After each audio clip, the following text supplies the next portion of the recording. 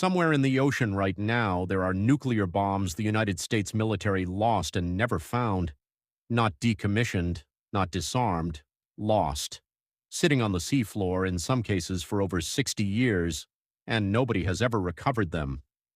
This is the story of America's broken arrows, the military's own term for a lost or damaged nuclear weapon, and how casually this has actually happened.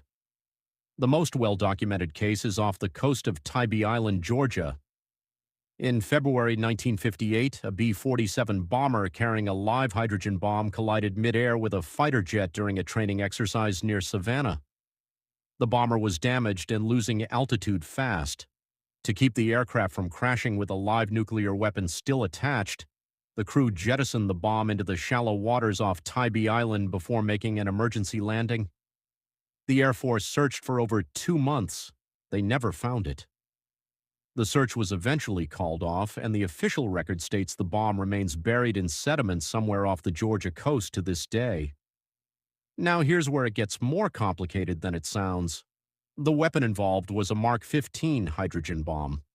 The Air Force has stated publicly that it contained a dummy capsule instead of its plutonium trigger, meaning it likely could not detonate as a full nuclear explosion even if disturbed, but it still contained highly enriched uranium and conventional high explosives packed around it, and multiple independent researchers, along with at least one Air Force Assistant Secretary at the time, have disputed the dummy capsule claim entirely. Nobody has ever definitively proven which version is true because nobody has ever recovered the bomb to check. Tybee Island isn't an isolated case. In January 1968, a B-52 bomber caught fire and crashed on the sea ice near Thule Air Base in Greenland while carrying 4 hydrogen bombs. The conventional explosives in 3 of the bombs detonated on impact, scattering radioactive material across the ice and contaminating the crash site.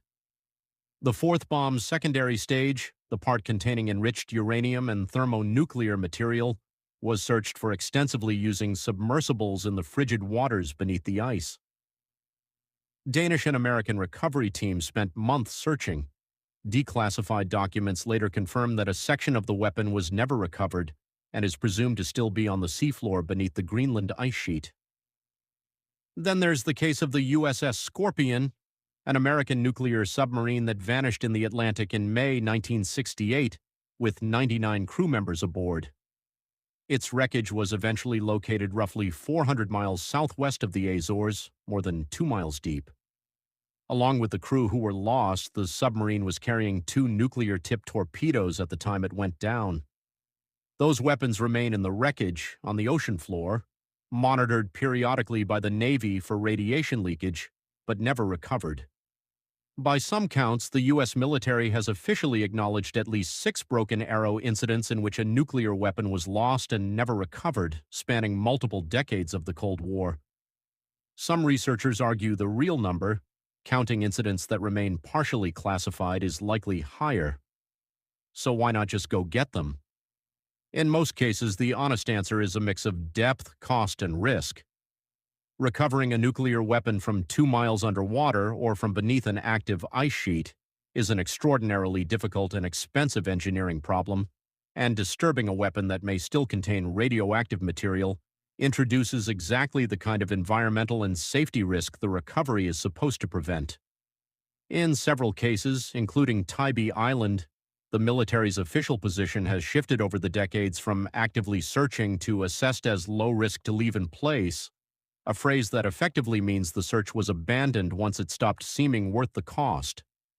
None of these weapons are believed to pose an active detonation risk sitting where they are. That part isn't really in dispute. What is unsettling is simpler than that. For nearly 70 years, the country with the largest nuclear arsenal in history has, on multiple documented occasions, simply lost track of individual nuclear weapons and quietly decided that finding them wasn't worth finishing. They're still down there. As far as the public record shows, nobody's coming to get them,